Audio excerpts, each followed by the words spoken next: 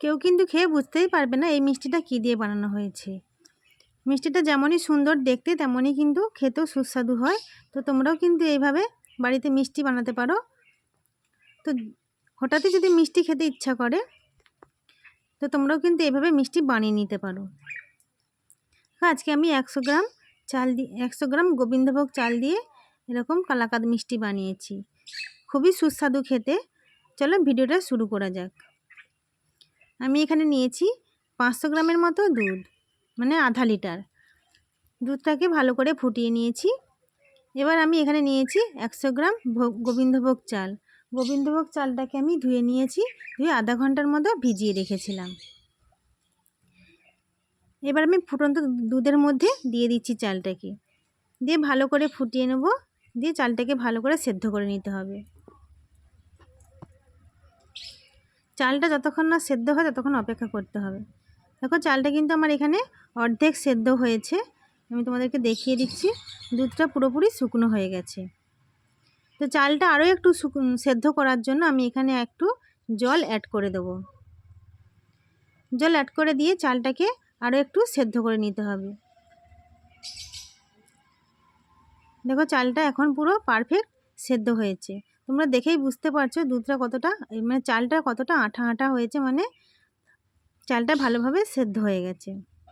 এবার আমি এখানে দিয়ে দিচ্ছি পরিমাণ মতো চিনি। যে যেমন মিষ্টি খেতে ভালোবাসে সেই অনুযায়ী চিনিটা দিয়ে দেবে। চিনিটা দিয়ে আবারও একটু নেড়েচেড়ে নেবো, মানে চিনি থেকে আবারও কিছুটা জল বেরোবে। এবার আমি এখানে দিয়ে দিচ্ছি 1 প্যাকেট গুঁড়ো দুধ। এই গুঁড়ো দুধটাকে অল্প অল্প করে দেবো আর মেশাতে থাকবো।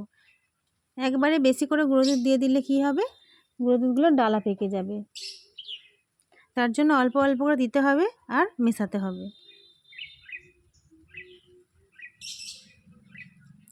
তো ঝটপট মিষ্টি খেতে মন চাইলে এইভাবে কিন্তু তোমরাও বাড়িতে বানিয়ে নিতে পারো। খুব কম সময়ের মধ্যেই তৈরি হয়ে যায়।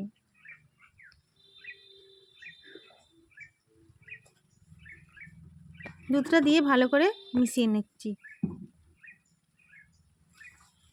এখানে আরও একটু দুধ আছে, আরও একটু দুধ দিয়ে ভালো করে মিশিয়ে নিয়ে এবার আমি এখানে দিয়ে দিচ্ছি 1 চামচ ঘি। ঘিটাকে দিয়ে ভালো করে মিশিয়ে নেব। আর চালের মধ্যে যে আরও এক্সট্রা জল আছে নেড়ে চেড়ে ভালো করে জলটাকে শুকনো করে নিতে হবে। আর এর মধ্যে আমি অল্প পরিমাণে একটু নুন দিয়েছিলাম যাতে মিষ্টির স্বাদটা আরও ভালো আসে। ঘিটা দিলে মিষ্টির স্বাদটা বেশি বাড়বে, মানে মিষ্টিটা একটু ঘি ঘি গন্ধ ছাড়বে, তার জন্য ঘি দিয়েছি আমি এখানে। আর আমি এখানে বক্স নিয়েছি একটা, বক্সের মধ্যে ঘি ব্রাশ করে দিচ্ছি যাতে মিষ্টিটা আরামসে উঠে যায়। এবার এর মধ্যে আমি চালের যে ডোটা বানিয়ে রেখেছিলাম দিয়ে ভালো করে চেপে চেপে সেট করে দিয়েছি। এবার আমি কাজু বাদাম দিয়ে ডেকোরেশন করে দিচ্ছি। আর আমি একটা থালায় বসিয়েছি, কারণ আমার কাছে এরকম বড় বক্স ছিল না, সেই থালাটার মধ্যে আমি কিশমিশ দিয়ে ডেকোরেশন করেছি।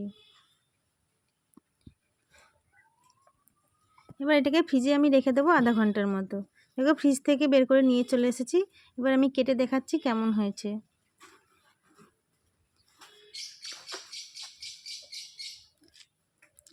আর এই ডোটার মধ্যে কিন্তু একটু জল থাকা চলবে না, তাহলে কিন্তু মিষ্টিটা ভালো বসবে না, আর তাছাড়া মিষ্টিটা উঠবেও না। মিষ্টিটাকে আমি চৌকো শেপে কেটে নিচ্ছি।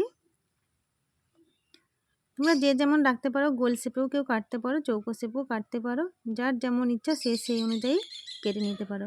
দেখো তোমাদেরকে আমি কেটে দেখাচ্ছি মিষ্টিটা কেমন উঠেছে, একদম পারফেক্ট হয়েছে। তোমাদেরও কিন্তু মিষ্টি খেতে মন চাইলে ঝটপট এইভাবে মিষ্টি বাড়িতে বানিয়ে নিতে পারো। আর মিষ্টি রেসিপি যদি ভালো লেগে থাকে লাইক দিতে ভুলো না। আর যদি খুবই ভালো লেগে থাকে তাহলে কমেন্ট করতে ভুলো না। কমেন্টে জানিও তোমাদের কেমন লাগলো। আর ভিডিওটিকে অনেক অনেক অনেক শেয়ার করে দিও। আর আমার চ্যানেলটিকে সাবস্ক্রাইব করে আমার পাশে থেকো। তো আবারও দেখা হচ্ছে নতুন কোনো রেসিপির সাথে। সবাই সুস্থ থেকো, ভালো থেকো। তো আজকের মতো এখানেই শেষ করছি।